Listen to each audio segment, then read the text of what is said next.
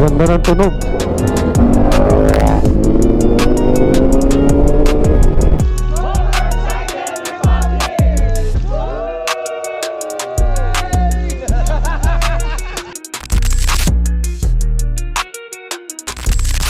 Good morning guys! For today's video, pupunta po tayo ng Moto Market Santa Rosa.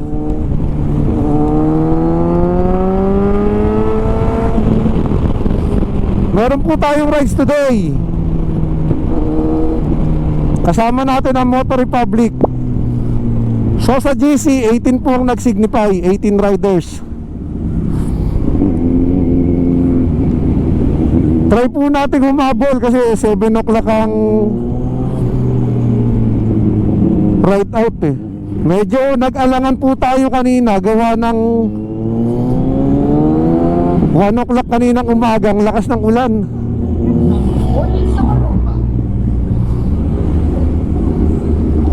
Then bago tayo umalis, umulan ulit. Mabuti humina na. Mapapansin nyo, naambun pa rin naman. Sana lang wag na siya lumakas. Matagal-tagal din tayo hindi nakapagmotor. Last rides natin mga 2 weeks ago na. Kaya kung mapapansin nyo, yung mga recent upload natin, either si Miguel o kaya si Denzel ang in charge.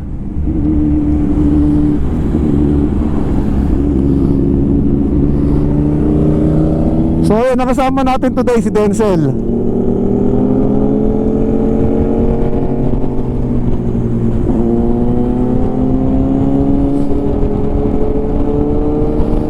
Dalawa lang po kami, wala akong OBR.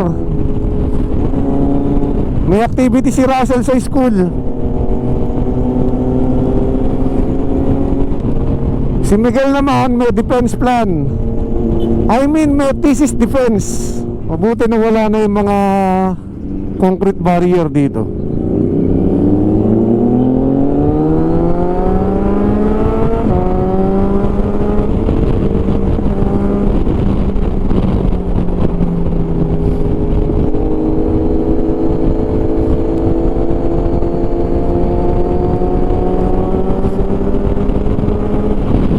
Wala nang ulan dito.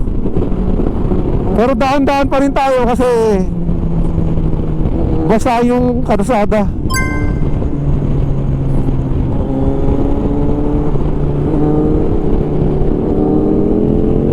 So ito yung boundary ng 13 tsaka ng General Trias. Medyo madilim doon sa pupuntahan natin. Sana hindi umuulan.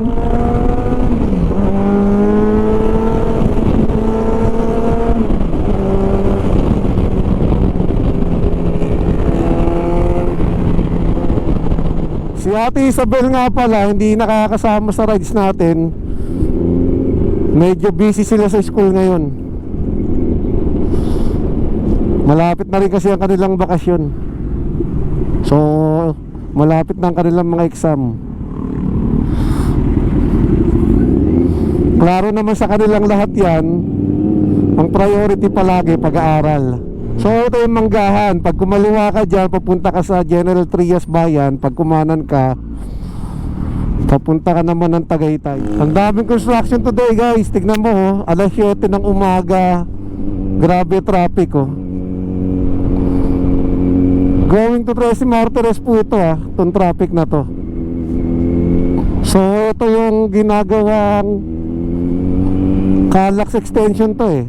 So itong area na to guys, minsan build up din po rito, lalo na nung wala pang Center Island dyan. Itong kanan dito, yan.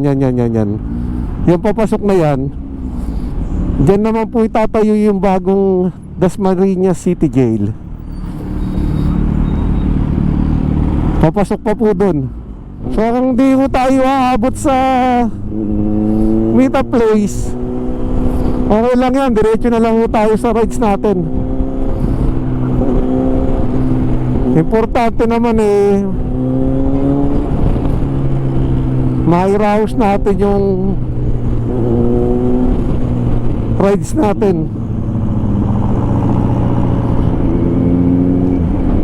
Kasi gaya nga na sinabi ko kanina,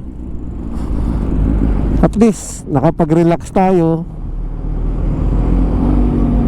nakapag-enjoy tayo. Maganda po kasi pamatid stress tong motor. I don't know sa iba, pero kasi nare-relax ako pag nakakapag-rides ako. Regardless kung naka-big bike po tayo o small displacement, basta nakakapag-rides tayo, nakakapag-travel tayo. So yun guys, mahambo na naman. At saka madilim dito.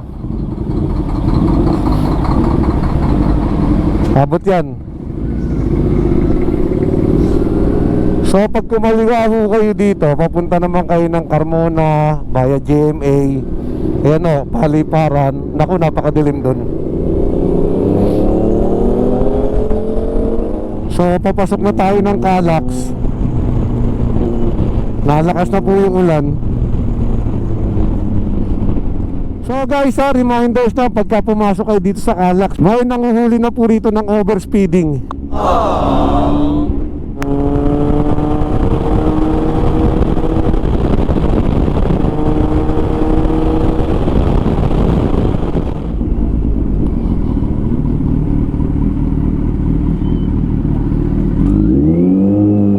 Lapit ka sa akin, sige.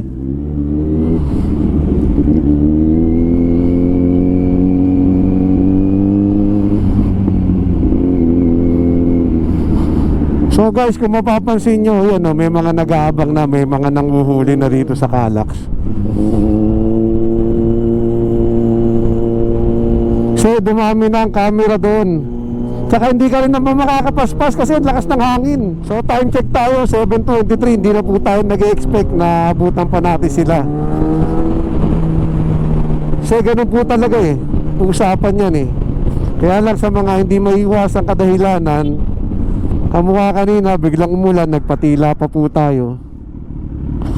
So sana lang abutan pa natin. Minsan na nga lang tayo sumama eh, may iwanan pa tayo. Residential.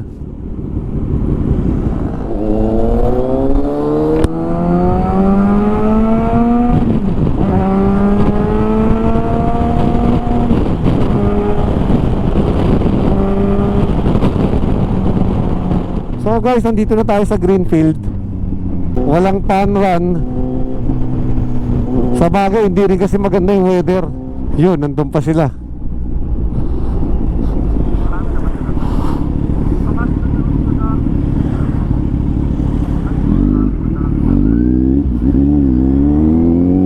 Saka na.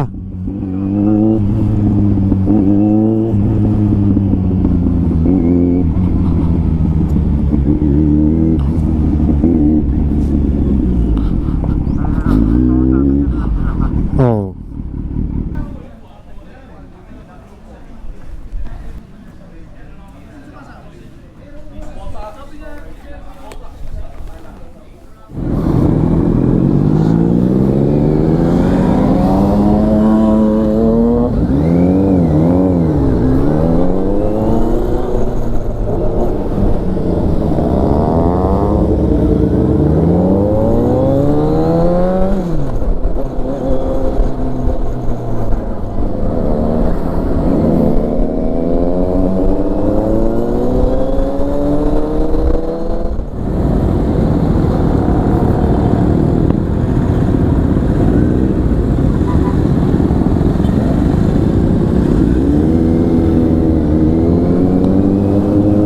Pasok kayo dito.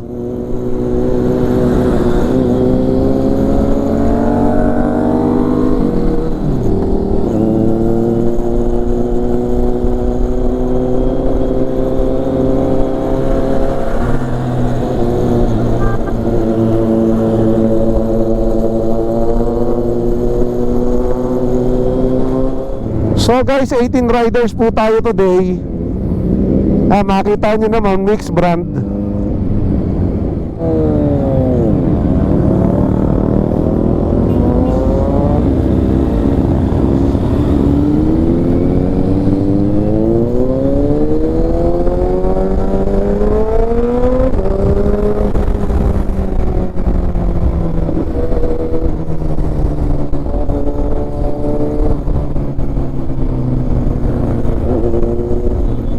So tingnan nyo, Africa Twin. Yan sana yung target natin bilhin before. Medyo kinapos lang yung ating budget. 1,170,000 po yan. DCT, napakaganda naman po yan. Dual clutch transmission. Pero okay din naman to si Beder. Paborito ko si Beder eh. Loves ko to eh. Sana all.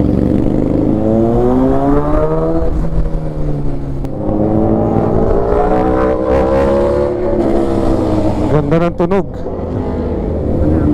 Oo. Nainip siguro.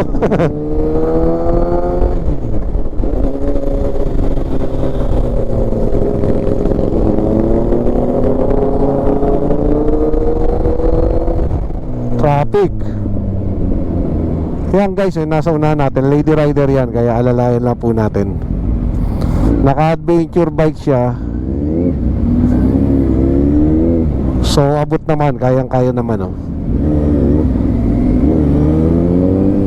Grabe traffic, pakakanta Tagaytay. Actually guys, sa mga adventure bike, may mga nabibili naman aftermarket na lowering kit. Kung kayo physically challenged, hindi kayo ganun katangkad, hindi na po problema ngayon yan. So guys, itong nasa left side ko, PNPA, yan. Sa ngayon, lahat ng graduate nila puro police na po. Di na sila nagbibigay ng graduate nila sa BFP at saka sa BGMP, kasi meron na rin naman PPSA. So guys, ganito ang rides ng Motor Republic. Hindi siya problema kung kayo newbie riders o kaya lady riders. Wala akong problema yan, aalalayan kayo. Tsaka masaya tong family na to. Hindi lang po talaga tayo makasabay kasi ang dami nilang rides. Last year parang 253 nung nag year end party kami. 253 official rides. At yung pinakamaraming rides na sinamahan, kung hindi ako nagkakamali, si Sir Marco, nakakuha siya ng 154 rides o 153 rides. Dalawang rides lang ang difference nila ni Sir Hans. Si Sir Hans tsaka si Sir Zoe, si Boss Pat, yan o, palaging mga kasama sa rides yan.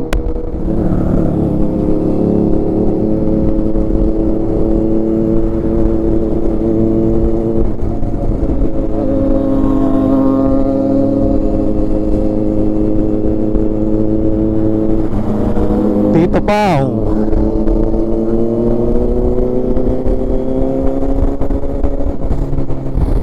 Yan, nasa unahan ko rin naka-Triumph Trident. Si Tito Pao po yan.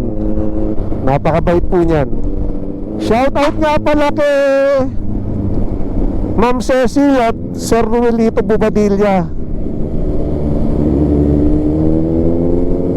Sila po ang owner ng Agua Sicilia Water Station. Shoutout po sa mag-asawa na yan. Napakabait po niyan. Si Sir Ruel, former boss ko po yan.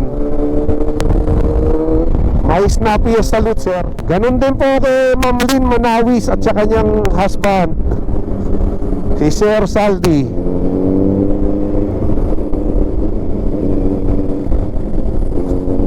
Sila naman ang owner ng Aqua Sponge Water Station. Sana all. Ganon din po sa friend natin na si parang June Alberto. Kampi ko po sa basketball dyan.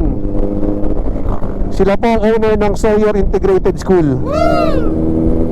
Diyan po napasok yung mga kids ko.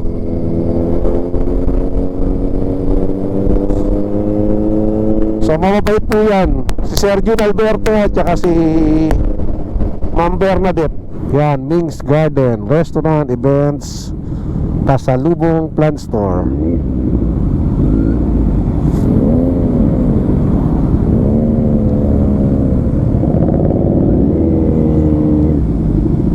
So gaya nga po ng na-discuss kanina sa briefing, medyo graba yung parking. Ingat na lang po tayo at basa, baka medyo malambot. So itong Ming's Garden matatagpuan sa Tagaytay Santa Rosa Road.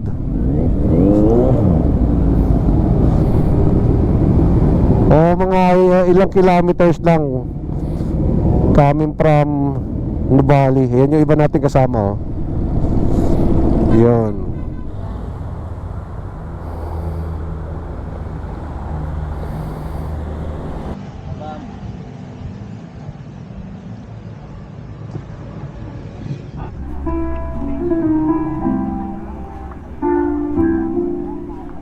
Parang si mama ko, dalawa ako sa landmark.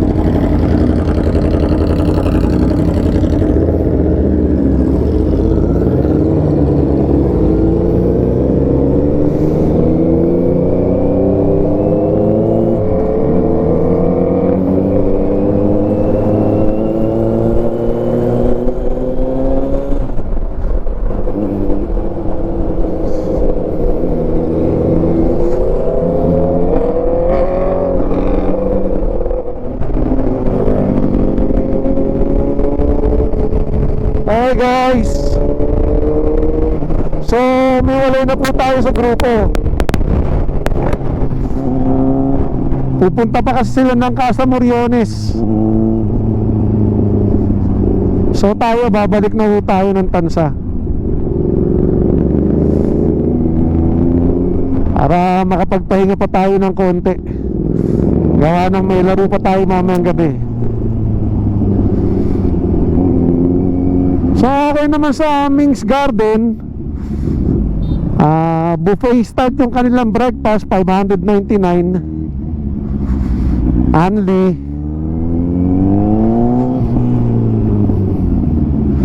Marami ka naman pagpipilian. May mga fruits, desserts. So marami. Worth it naman yung 600 mo.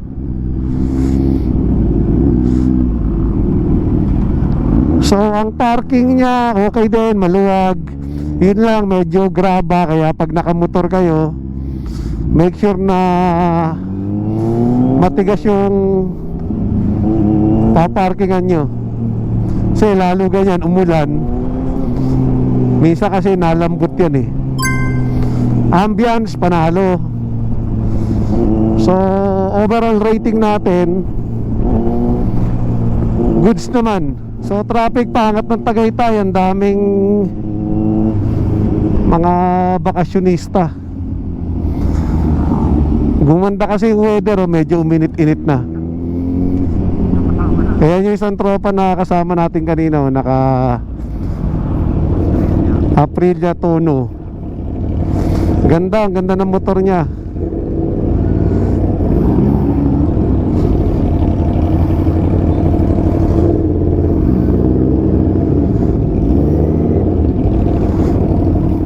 So parang may aksidente ron guys, yo. Merong armored car na naka-stop doon. Tapos may pulis naman. I don't know kung anong aksidente meron doon.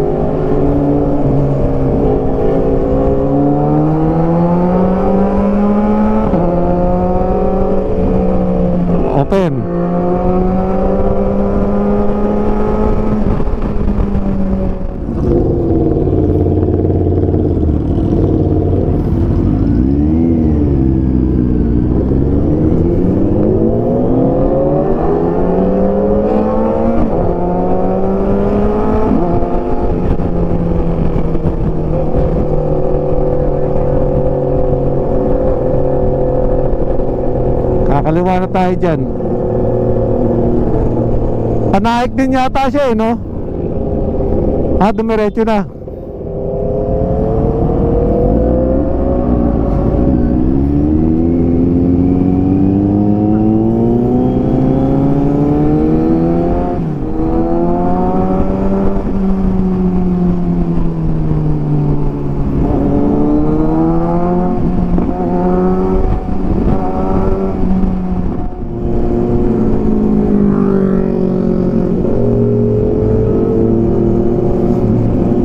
Z650 na red yun, Ninja.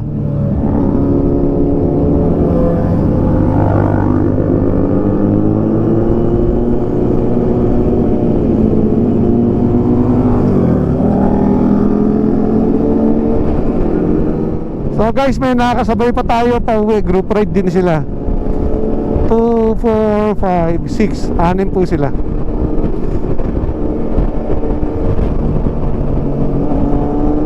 May Z650 na latest. Sana yung mga mahilig mag big bike na beginner, i-grab nyo na po yung opportunity. Naka less 88,000 po yan.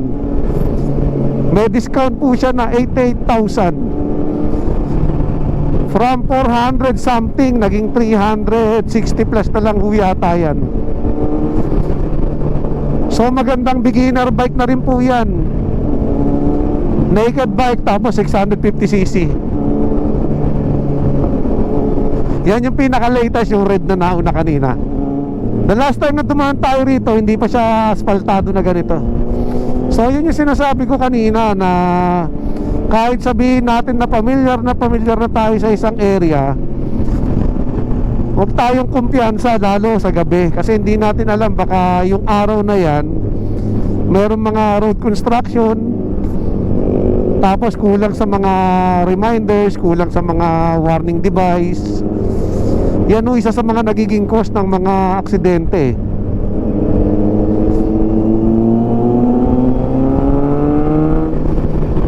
Pagka kumpiyansa ka, alam mo walang problema yung daan, kabisado mo yung daan, all of a sudden nabubulaga ka. Yung mga kagrupo natin kanina, pupunta pa sila ng Casa Moriones, sa Kabuyaw po yan.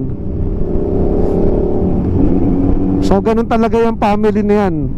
Hindi sila nasasatisfied sa isang biyahe lang.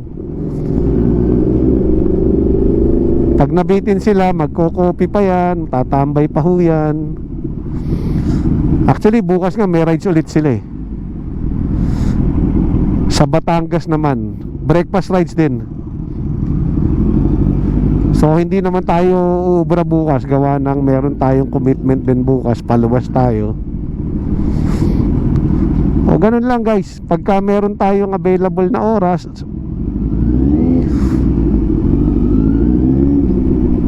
mag-rides tayo, mag-enjoy tayo.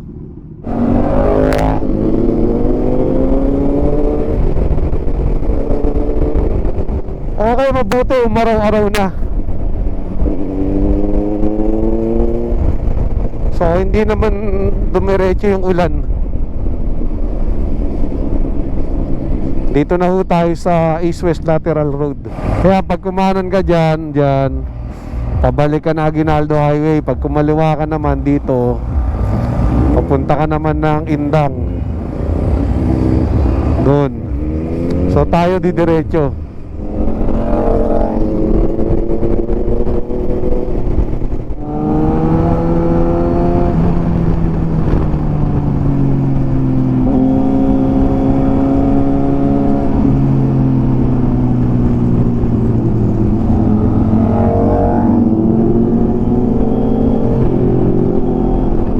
Okay guys, malapit na rin naman tayo. Nandito tayo sa 13.